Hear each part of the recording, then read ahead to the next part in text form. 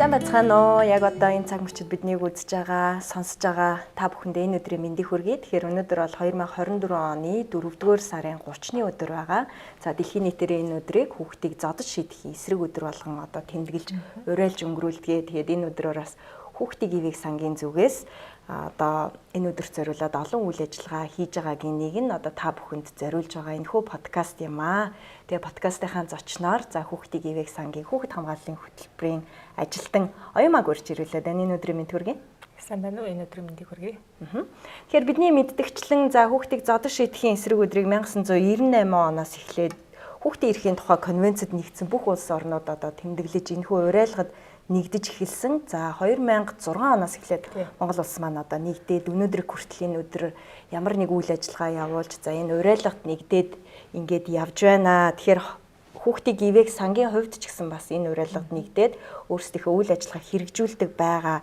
Тэгэхээр хоёулаа одоо энэ өдрийн хамгийн гол шалтгаан болсон хүүхдийг яагаад зодож шийтгэж болохгүй гэжээ. Одоо энэ чинь бас нэг хүмүүжлийн нэг арга хэлбэр болчих гээд байна шүү дээ тий. Тэгээд ингээд нэг их биед нь хохирол учруулахгүйгээр гэдэг юм уу их хөх няц болгочихгүйгээр яхав те зодож шийтгээд зодоо цохиод ингээд хүмүүжүүлээд ирсэн одоо түүх байна штэ гэж ярих хүмүүс бас их байх болов гэж бодож байна. Эндээс яриагаа эхлэе.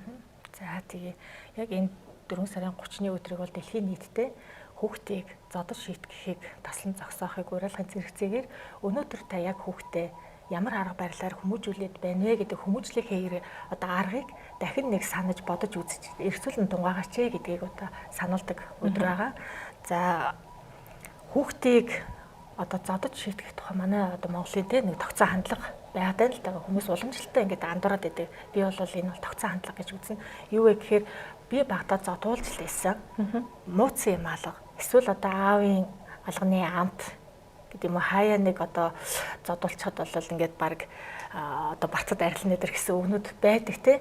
За энэ бол хүүхдийг одоо хүмүүжүүлж байгаа төр хугацааны арга одоо би нийгэм хөгжихийн хэрээр одоо шинжилгээ хөгжихийн хэрээр хүүхдийг зодож шийтгэх ямар нэгэн байдлаар биедэн хүрэх нь бол одоо олон талаараа хор хохиролтой гэдгийг судлаад олон нийтэд таниулсаар л байгаад байна тий.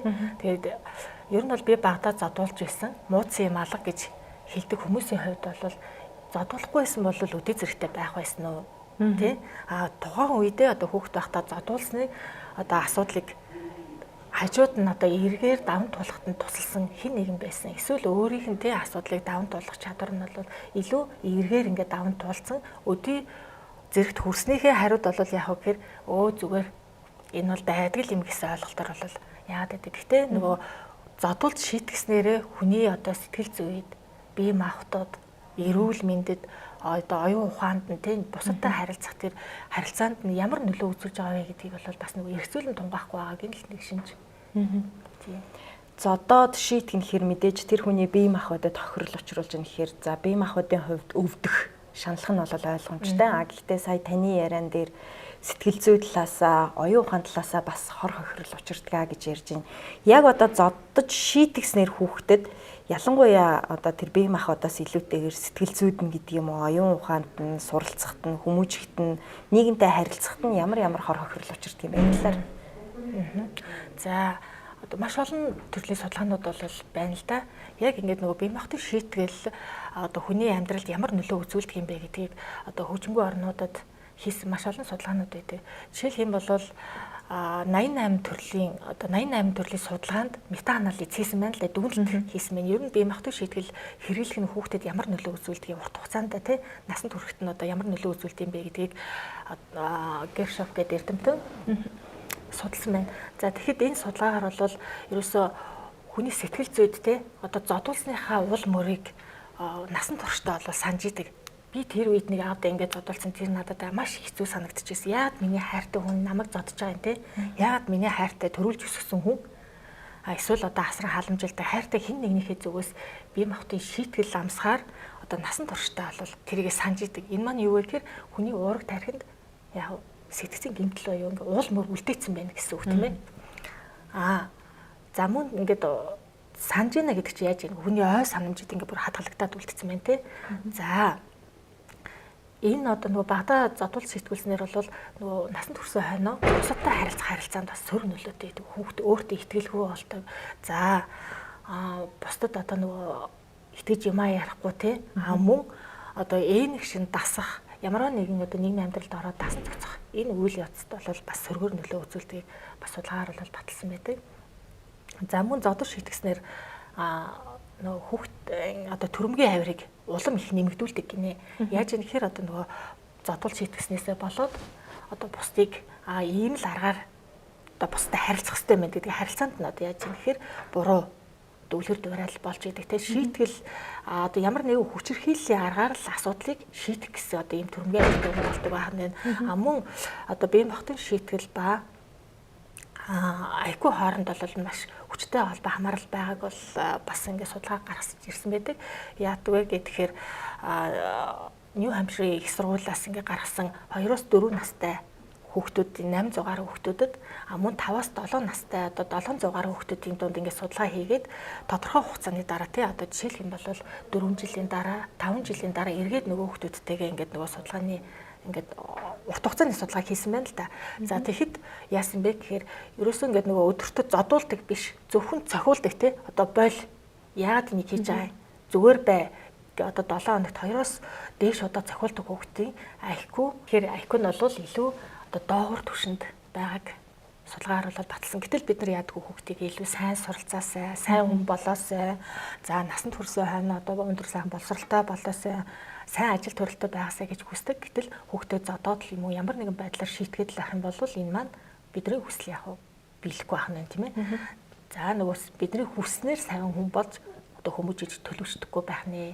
За нөгөө талаар цохилдог хүүхэд зодуулдаг юм ямар нэгэн бие махбодын шийтгэл хэрэглэхэд зөвхөн л бие махбодыг нөвтөгдөггүй те сэтгэл санааны хувьд за хамгийн муухай үгээр хэлнэ дорд үзэн те одоо сэтгэл санааны дарамтыг одоо үл харах энэ хүүхдийн бие маань өвдөж гин сэтгэл санаа нь гомдох болов ямар мэдрэмж төрж байгаа бол гэдэг талаас эцэг одоо тэр нэг асар хамгаалагч насны хүчтэнд бодохгүй болохоор үл харах хэлбэрийг хүчрхийлэл бас яаж байна ингээ хавсарсан байдлаар энэ хүчрхийллүүд бол үлдэгдэж байдаг.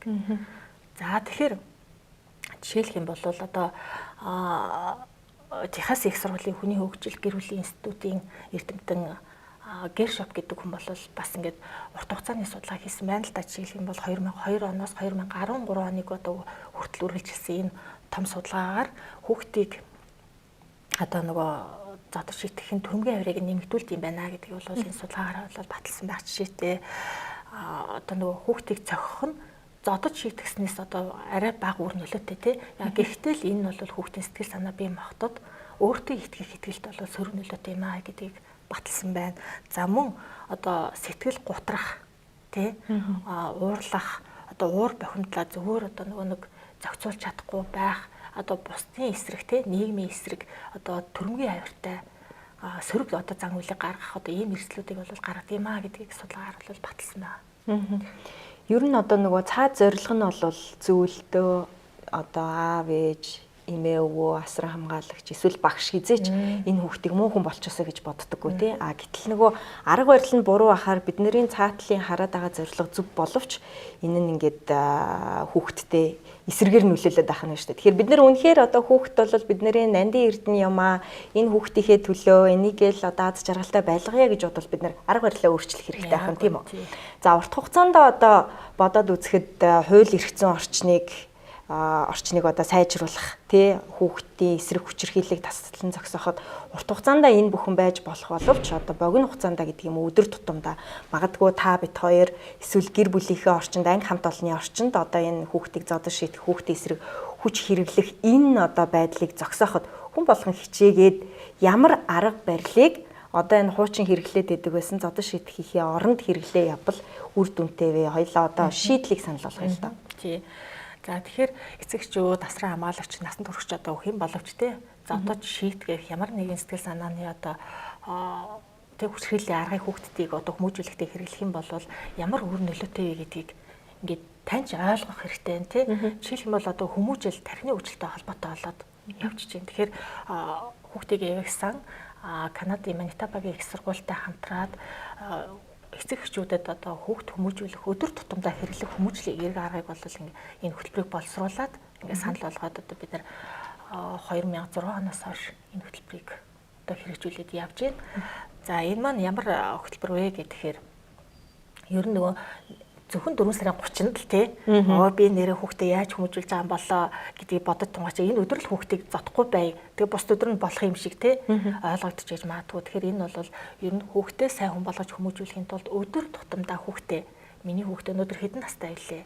Энэ насан дээрээ ямар хөгжилтэй байлээ? Ямар үйлдэлүүдийг одоо гаргах эрсдэлтэй байж магадгүй тий.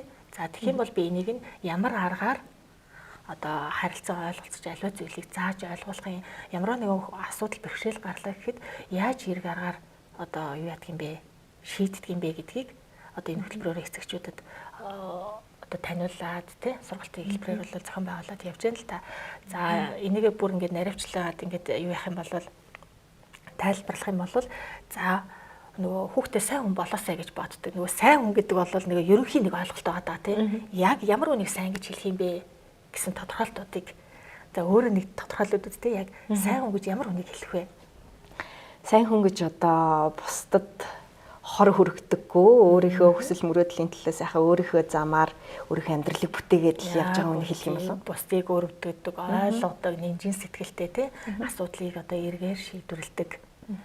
За гих мэтлэнгээр ингээд маш олон тодорхойлтууд өөртөө ихтгэлтэй, шудраг үнэнч байгаасай, аливаа зүйлд тууштай ханддаг байгаасай гих мэтлэнгээд зан чанаруудыг гаргаад ингээд эцэгчүүд ингээд тоочод гаргаад ирэхээр дандаа хүний мөс чанартай холбоотой шин чанаруудад хизээч бид нар одоо хүүхдээ их мөнгөтэй байгаасай, баян тансаг амьдраасай, эсвэл одоо гавьяат тий одоо багш ч юм уу одоо хуульч ч юм уу ингээд тийм болоосай гэж боддоггүй яадаг сайн хүн гэдэг тодорхойлт дандаа хүний мөс чанартай холбоотой байгаад байдаг. За тэгээд аливаа зүйлийг зааж ойлгуулахдаа бид нар хүүхдийнхээ хамгийн анхных нь багш нь шүү дээ тий. Сайн багш ямар байдаг вэ? Сайн багш шүү. Сайн багш одоо их сайн үлгэрлэж ингэж хамтдаа л одоо тэр асуудлыг шийдэх гэж орлох юм. Одоо тэр нэг ойлгохгүй байгаа зүйлийг нь яаж тайлбарлаж ойлгуулах вэ? Өөрөө үлгэр дуурайл болдог тий. Гэх мэтлэнгээр одоо сайн багшийн тодорхойлт. Тэгэхээр хүүхдийнхээ амьдралын анхны багш одоо амьдралын туршдал одоо багш нь болоод явж байгаа эцэгчүүдийн хувьд юуг яаж заах юм? Миний үлгэр дуурайл юу байх вэ? Гэртээ ямар үг хэлэх юм те? Хүүхдүүдэд яаж урам зориг өгч дэмжих юм? За хүнийг одоо ойлгодог одоо тэр нинжин сэтгэлийг төлөвшүүлэхийн тулд яаж харилцах ёстой юм? Гэх мэтлэнгээр аливаа зүйлийг зааж өгтөө өөрөө үлгэрлэн дуурайлдаг те? Шийтгэлийн аргыг хэрэглэдэггүй. Аль болох одоо урам өгч дэмжиж байх. Асуудал бэрхшээл гарах юм бол тэрийг аливаа зүйлийг дандаа тайлбарлаж ойлгуулж ярьдаг байхыг нь бол одоо нэг гартаа барих хэрэгтэй байна. Ингээд аливаа зүйлийг зааж ойлгуулахдаа ямар байдлаар хэлэх юм те? Аливаа одоо хүн ингээд нөгөө бусадтай эерэг дотн элэгсэг ийм харилцаатай байхын тулд яг үгээр хин нэгний зүгээс айцгүй, аюулгүй гэдэг мэдрэмжийг бол маш сайн авсан байх хэрэгтэй. Мөн одоо ямар нэгэн байдлаар болцлогүйгээр хайрладаг те? За би чамайг онц авах юм бол тэгнэ шүү. За энийг хийчих юм бол тэгнэ шүү гэдэг тийм нөө болцолт байдлаар одоо хайрладаггүй. Ерөөсөө л ямар ч зүйл тохиолдсон амьдралын тий нухчаа даваа одоо ямар ч бэрхшээл тохиолдсон би чамд хайртай хэвээр байх болно гэдгийг эцэгчүүд хүүхдтэй аюулсаа ойлгуулдаг байх хэрэгтэй. Энийг мэдрүүлдэг байх хэрэгтэй тий.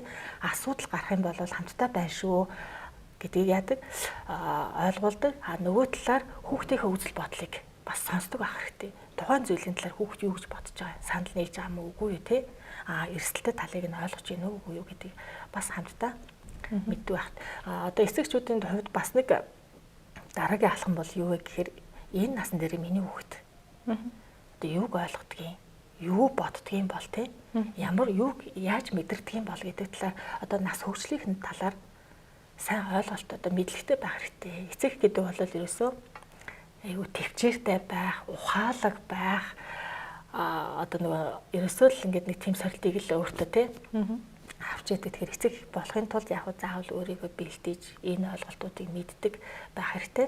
За тийм учраас нөгөө бид нар эцэгчүүдийн хувьд бол нэг л том ерөнхий ойлголттой байд юм шиг санагдав. Бага байхад нь илүү анхаарал тавьдаг те. За сургуулийн бага ангид орлоо гэхэд бол бага наснд нь илүү анхаарал тавьчаад за яг шилжилтийн нас болоод ирэхэд сургууль юм уу эсвэл хүүхдэд өөрт нь биеинд алхаж чаддаг. Тэгэхээр тэр нас болгон дээр тохиолддог ямар бэрхшээл гэдгийг таны мэдгүй хөгжил нь яаж явагддаг юм бэ гэдгийг аягүй сайн ойлгож авах хэрэгтэй. Тэгээ нөгөө хүүхд хүмүүжлийн асуудал тархины хөгжилтэй их холбоотой шүү дээ. Жишээлх юм бол одоо хүний тархи нөгөө доороосоо дээшээ хойноосоо урагшаа байдлаар хөгжиж идэг.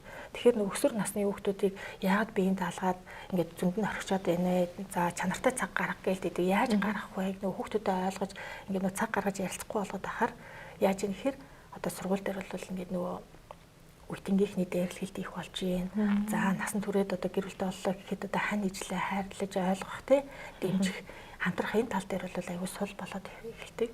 За энэ маань юутай холбоотой вэ гэхээр бид нар л нөгөө айл нэг газар нь насанд нь яг хүүхдийг хүмүүжүүлэх дээрээ одоо алдсан байгааг харуулдаг байна тий. За тэгэхээр ингээд нөгөө нас хөгжлийнхэн талаар сайн ойлголттой байх хэрэгтэй. Жишээлх юм бол одоо нөгөө тархины хөгжилтэй холбоод үзэхээр жишээлх юм бол одоо нөгөө нэг энэ одоо бидний тухны хэсэг те магна хэсгийн хэсэгт бол нөгөө тархины одоо асуудлыг шийдвэрлэх аливаа одоо үйлдэлийн үр дагавар нь юу бэ? Тэрний эрсдэл нь юу болох вэ гэдгийг одоо хариуцж яадаг өмнөд кортекс гэдэг хэсэг байгаа. Тэгэхээр энэ маань бол хүний тархи дунджаар 23-аас 25 наснда бүрэн боловсрдог.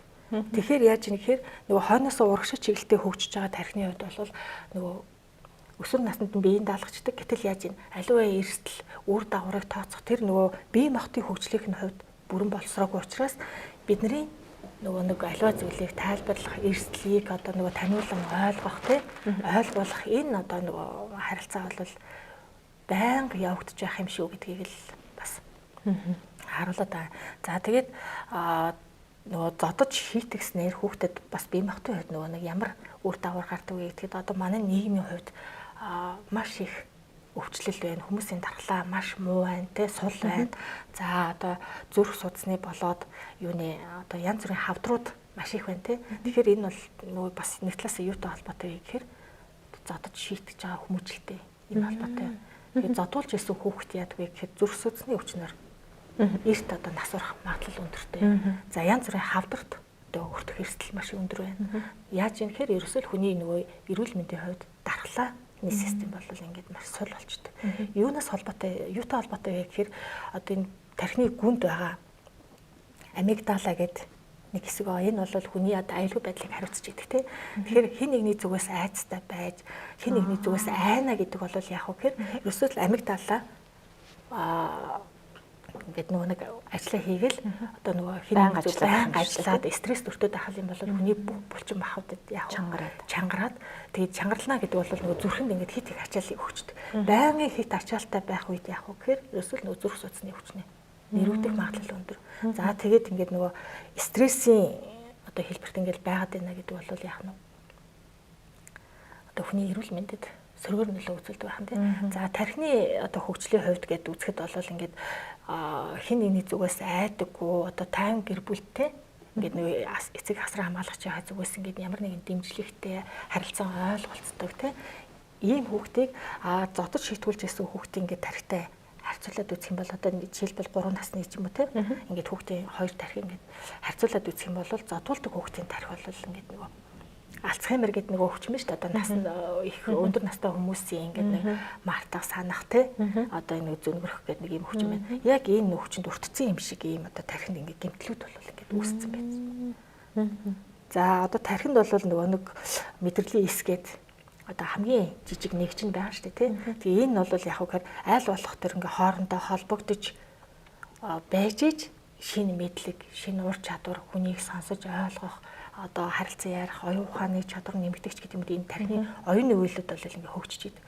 Баян хин нэгний зүгээс одоо ингээ нөгөө задуулдаг шийтгүүлдэг байх юм бол энэ тархины холбоосууд бол ингээ буруугаар явагдчихдаг. Тэгээ хин нэгний зүгээс одоо яа гэдэг нөгөө нэг задуулдаг хүндээ одоо задуулахгүй тулд худлаа ярих, шийтгүүлдэг хүнийхээ хувьд одоо ямар нэгэн байдлаар заавлын хувьд бас сөрөг өөрчлөлт гарч ийн тэ. Одоо хин нэгнийг аялдан дагалдах. За өөрийн гэсэн одоо үзэл бодол үнэмшлгүй бодлого байх гэмэт ингээд зан үлийн талд нь ч гэсэн бас ингээд өөрчлөлт оруулаад байдаг. За тэгэхээр бит хоёрын энэ удаагийн ярилцлагыг бас ээж аав, асран хамгаалагч нар, ах эгч, тэ эмээ өвөө, багш гэдэг ингээд олон төрлийн хүмүүс үзэж байгаа ах гэж бодож байна.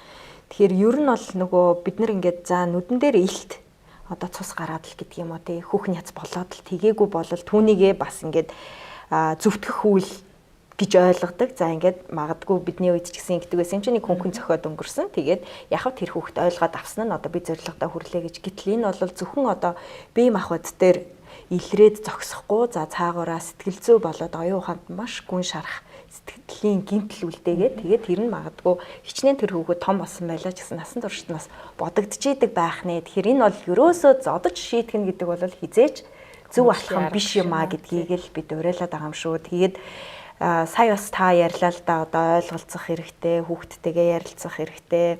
Юунаас болоод ингэв гэдгийг нь эсвэл одоо нас сэтгэл биеийн онцлогийг нь мэддэг байх хэрэгтэй гэдэг ингээд бид хоёр маш их ярьлаа. За яг одоо ингээд бодит амьдрал дээр жишээ нь одоо ингээд 1-р ангийн хүүхдүүд за одоо Батад 7 айлан байв гэж бид нэр өгүүлбэртэй бодлого бодоод эхлэв. Маш ойлгомжтой тий бидний хувьд. Гэтэл тэр хүүхд ингээд нөгөө анхлан сурж байгаа учраас ойлгодгоо. За ингээд нэг хөөрхөн 3 удаа эвтэйхэн тайлбарлаа. Тэгэл 4-өөс эхлээл дуун чангараал тий гарын зангираал ингээд ста нүүр амад мэнчигээл эхэлдэг ер нь.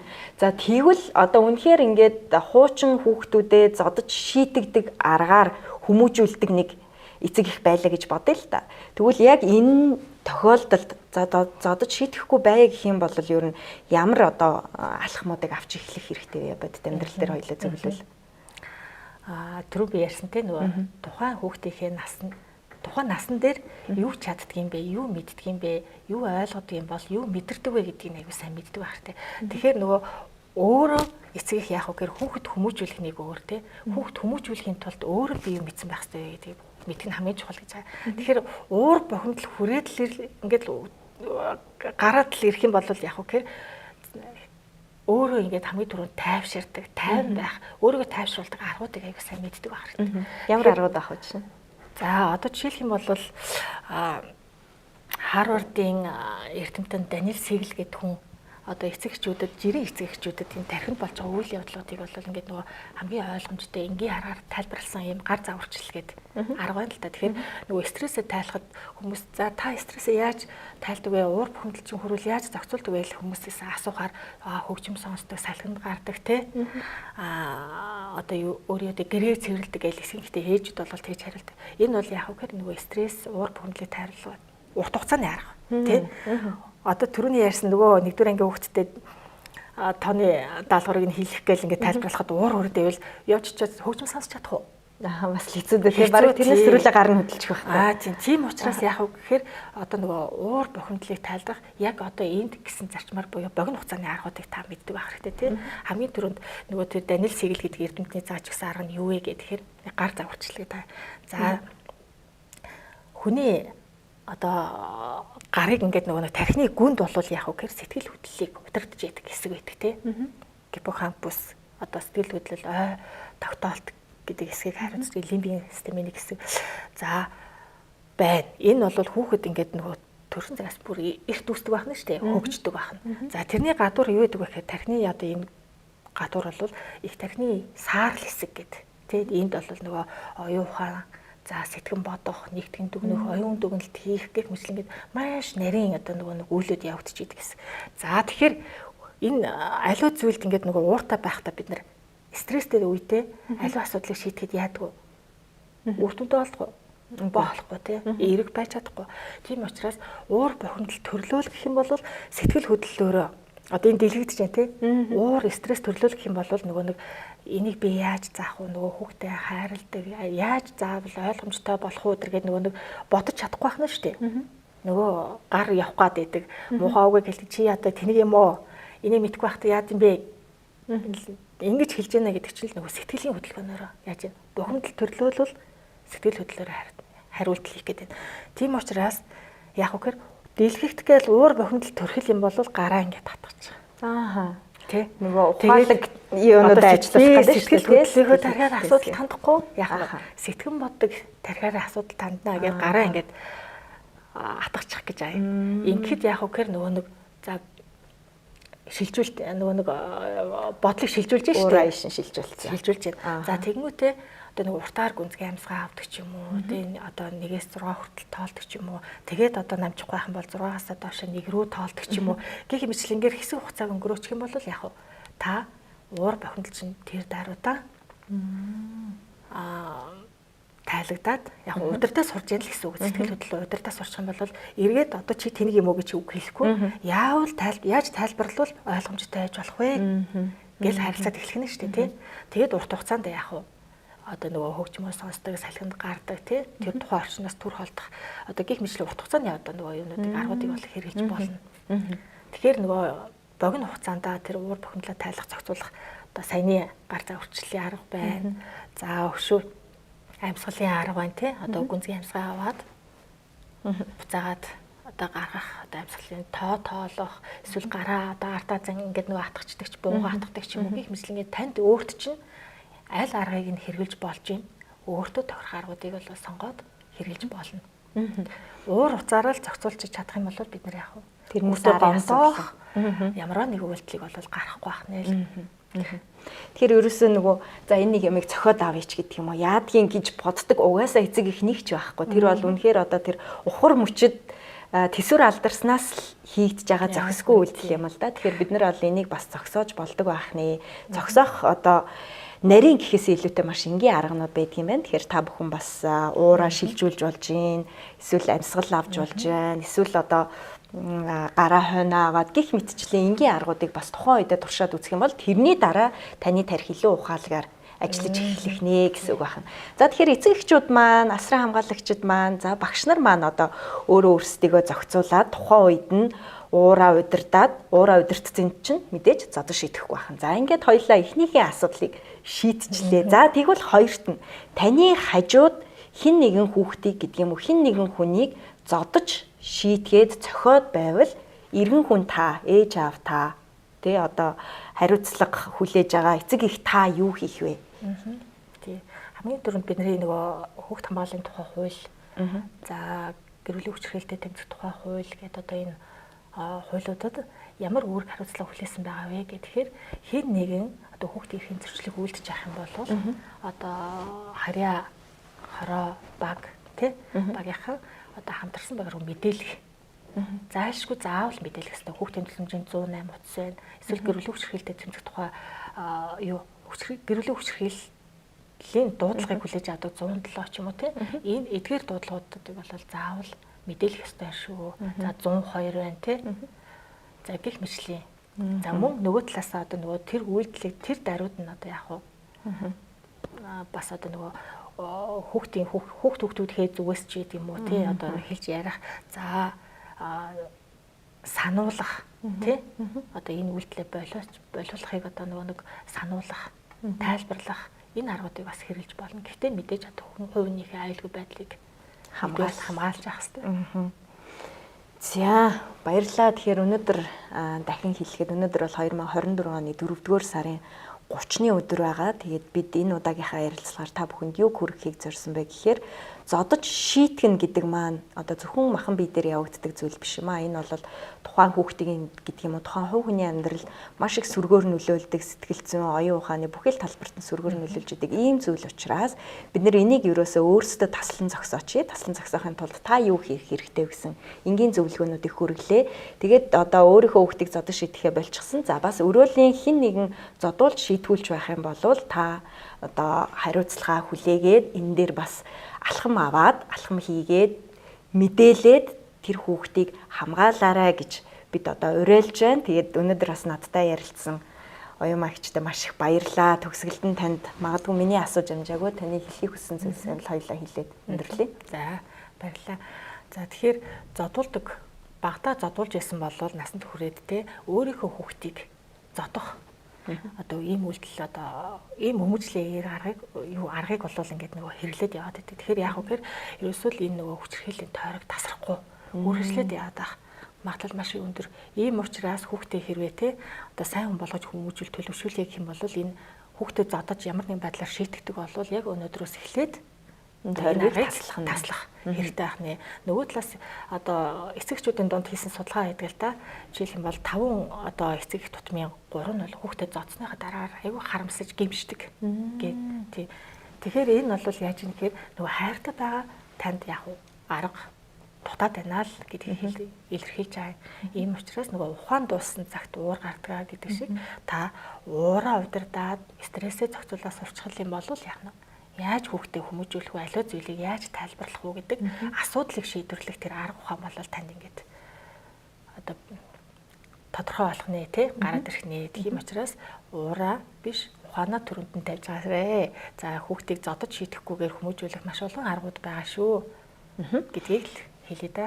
За баярлалаа. Бидэнтэй хамт байсан та бүхэндээ маш их баярлалаа. Тэгэхээр хүүхдийг зодож шийдэхийг таслан зогсоох өдрийг хэдийгээр бид дэлхийн нийтээрээ 4-р сарын 30-ны энэ нэг өдөр одоо тэмдэглэн энэ уриалгад бүгдээрээ нэгдэж ямарваа нэгэн үйл ажиллагаануудыг хийдэг боловч энэ маань өөрөө одоо бүх цаг хугацаанд гэдэг юм уу одоо 300 жилийн 365 хоногийн туршид бид нэр ерөөсөө л хүүхдийг зодож шийдэхгүйгээр эерэг аргаар хүмүүжүүлэх энэ дадлыг хэвшүүлэх нь бидэнд за бидний хүүхдэд бидний ирээдүйд хэрэгтэй маа гэдгийг бид бас ярилцлагынхаа төгсгөлд уриалж байна. Тэгээд хин нэгэн зодуулж сэтгүүлж авах юм бол та бас дууга битгий өнгөрөөрэй 108 102 утсанд хандаж бас одоо хамгаалах тусламж ирэх тэр боломжийг нь хангаж өгөөрэй гэж уриалж байна. Ингээд бидэнтэй хамт байсан та бүхэнд баярлалаа. Баяртай.